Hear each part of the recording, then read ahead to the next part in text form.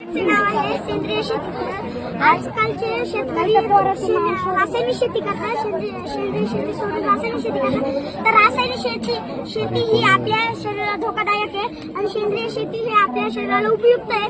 तर तुम्ही कधी बाजारात गेला असाल, भाजीपाला आणला असेल, तो धुतला मग बनवला, तर तुम्ही आजारी पडले असाल तर त्याचं कारण असं आहे का त्या भाजीपाल्यामध्ये रासायनिक खत वापरले जातात, रासायनिक केमिकल वापरले जातात, म्हणून तुम्ही आजारी पडता.